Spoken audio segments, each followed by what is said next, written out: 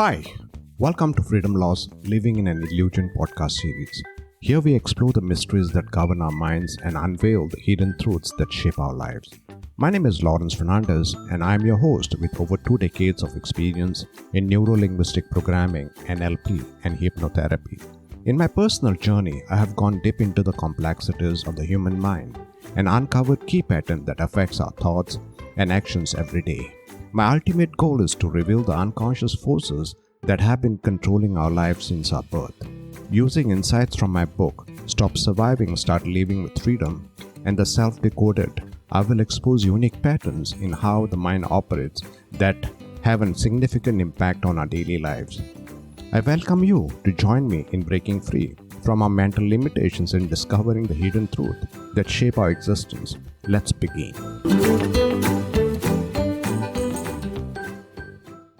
As human beings, we find ourselves grappling with a variety of unanswered questions. Who am I? Why was I created? What is my purpose? Throughout this series of talks, I will be your guide, providing insights and explanations to your questions. Life presents us with challenges that can sometimes make us feel trapped in a cage, restricted by our circumstances. In those moments of struggle, those existential questions becomes even more pronounced. Who am I? Why was I created? What is my purpose? It is as if we are entangled in a web of uncertainty, unsure of who laid the traps and how we got trapped. When we experience negative emotions or pain, we often feel them very intensely. Our natural inclination is to avoid pain and seek out pleasure. However, when a permanent solution is not available, we may turn to temporary pain relief methods, such as watching TV, browsing the internet, shopping, drinking alcohol, using drugs, or leaving the city. While these activities may provide some temporary relief, they do not address the root of the problem, and we soon find ourselves back where we started. This circle of pain and pleasure can leave us feeling like we are on an emotional roller coaster throughout our lives. Although temporary reliefs can sometimes make us feel better, it is only a matter of time before something triggers those negative emotions again and we are right back where we started. It's easy to fall into the trap of thinking that this is just the way life is. In today's discussion, we will explore interesting subject of goals and uncover a fascinating revelation that you are somebody else's goal. As we dive deeper into this concept, you will understand how you are others' aspiration and dreams. To start, let's take a few seconds. Think of something you have been wanting to purchase for a while. It could be anything from a smartphone or a laptop to a car or a vacation to an exotic destination, even an apartment or anything else. Take a moment to recall, pause the podcast, and think of something you bought that you have been thinking of buying for some time. Now, let me simplify this concept for you. Let's say you are interested in purchasing a car. My question is, where was the car before you bought it? You will most likely say it was at the showroom or showroom's warehouse. If you are looking to buy a specific brand, you will visit that particular car showroom. Instead, if you are shopping online, you would search for a particular product under a specific category and brand. Now, going back to the same question, where was the car before you bought it? You might even say it was at the factory and was being assembled. These are some of the responses I hear from my clients. If I ask them the same question the third time, then they get a little confused as to why I'm repeating it. Now let's make it more specific. You visited a specific showroom to purchase the car, indicating that you already knew what you wanted and may have been contemplating buying it for a while. Am I right? This suggests that the product was registered somewhere before you could purchase it. Do you know where the car was registered before you bought it? In your mind, isn't it? That's because all goals are first conceived in the mind before they are realized. So let's explore. What are goals? Typically, goals are desires and needs that reside in our minds, waiting to be fulfilled. However, this conventional definition may not always hold true. All the goals you attempt to achieve are not genuinely your own. Goals can arise from both internal and external sources, which can trigger your desires. Sometimes your goals or desires may not even be your own, and these desires may have been planted in you by others, like your parents, spouse, or somebody else. You may unknowingly be fulfilling them under the impression that they are your own. As we proceed, you will gain further insight into this matter. Let me provide you with a simple example to help you understand this concept better. Are you familiar with the term potter? I am not referring to Harry Potter or Potterheads. A potter is someone who creates dishes, plates, pots, and other objects out of clay using their hands and a special will. Let's imagine a potter who wants to create a pot with a specific design and shape he has in his mind. He is sitting at his will with the clay in front of him. What shape do you think the clay takes? What shape will his hand mold the clay into when he has a specific design and shape in his mind? You know the answer. His hands will mold the clay into the shape that closely resembles the design he has in his mind. This means the potter is creating a specific object that he has been thinking of for a while, the design he has been visualizing in his mind. The pot is the desire, in other words, the potter's goal. Its design and shape are the concept he develops through his thoughts or visualization process. His hands and body works together to bring the concept to reality. The goal is achieved when the final product closely resembles the pot he imagined. I want to pose you with a thought-provoking question. Can we apply a similar concept to the creation of another human being? You may argue that the process of bringing a new life into the world is entirely different, with countless factors at play. Indeed, you are right.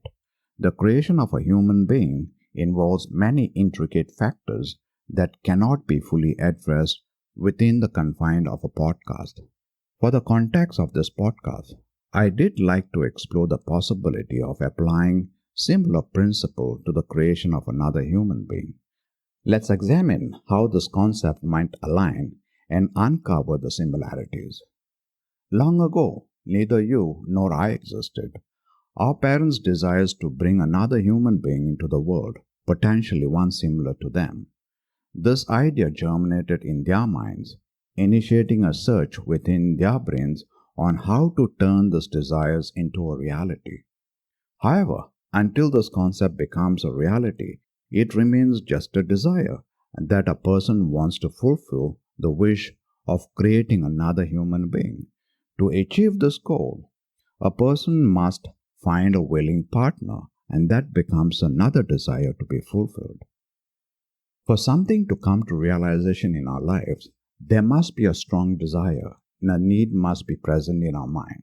As time progresses, this desire transforms into a specific goal that we strive to achieve. Our minds take on the task of giving direction to these desires until they are fulfilled. It is similar to how a potter visualizes a specific concept or a goal for a pot and then uses the will and clay and the body to shape it into a specific size and form. Our bodies are designed to bring to life the images that our minds project, resulting in the fulfillment of our desire to have a child. Let me give you another example. When you are thirsty and need a drink, a glass of water is the solution. Centuries ago, people would go to the nearby river to fetch water, as river was the source. Later, humans learned to dig a well for fresh water. To draw water from the well, they created a pot from a clay and a rope from other materials. Eventually, someone thought of using a pulley to make the process easier.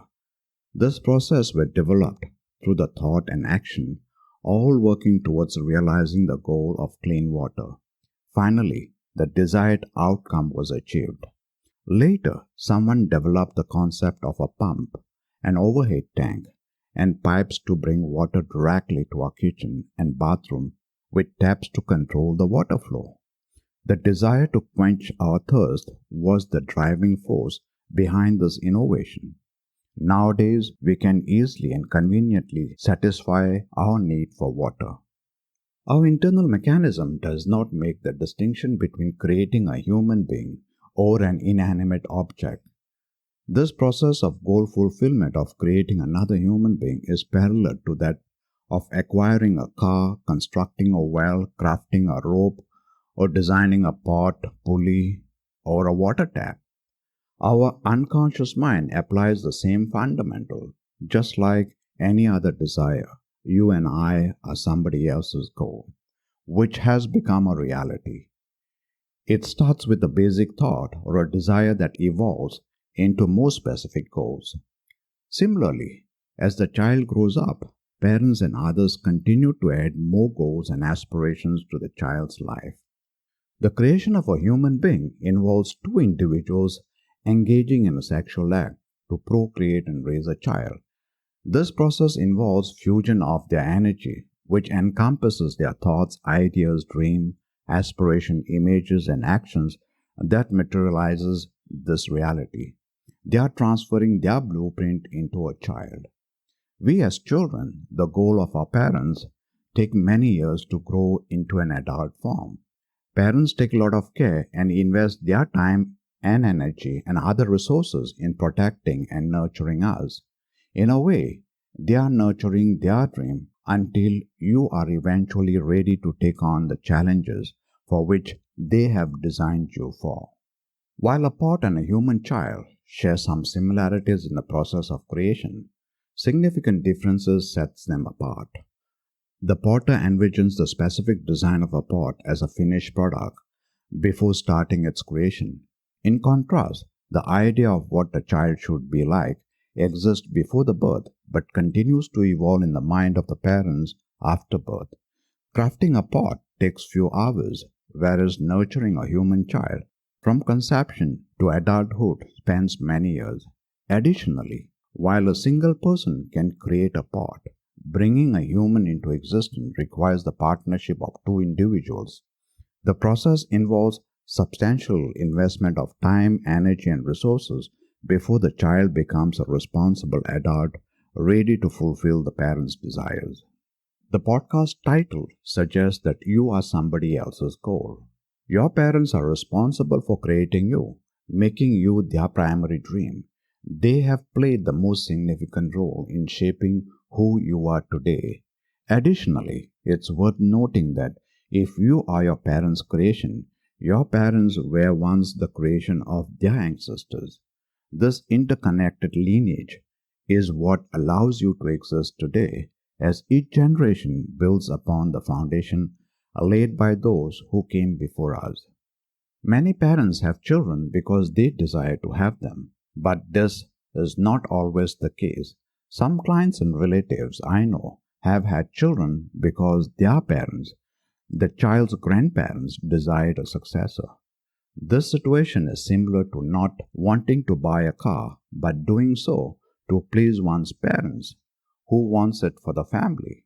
In some instances, couples didn't intend to have a child and considered termination of the pregnancy, but the community elders insisted they should have the child.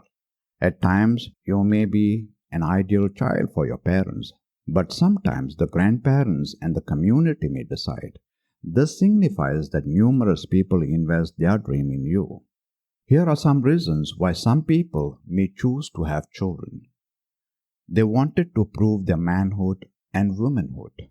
They wanted to create someone in their own likeness. Pressure from seniors, even if they never wanted a child, to demonstrate their ability to conceive and raise a child, to ensure that their family lineage continues, to provide their child with opportunities they did not have. Maybe you could be your parents' old age insurance policy, and the list goes on.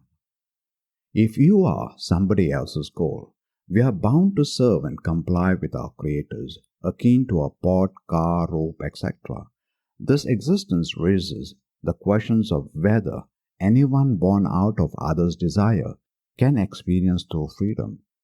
It implies living unconsciously in a metaphorical prison since birth, leading to various emotional responses towards our creators, including feeling of indebtedness and anger. Further insights into this topic will be explored in the future podcast. If you are somebody else's goal, can we truly live with freedom, or are we trapped in a distorted reality? Before we conclude this podcast, consider these questions. What must have motivated your parents to create you? What lay behind their desire to have you? What have they accomplished by bringing you into the world? Only knowing your core and who you are will provide you with true freedom. As Buddha says, all desires are the causes of our suffering. The reverse of that statement is also true. To overcome our suffering, desires are born. We will discuss it in detail in the upcoming podcast.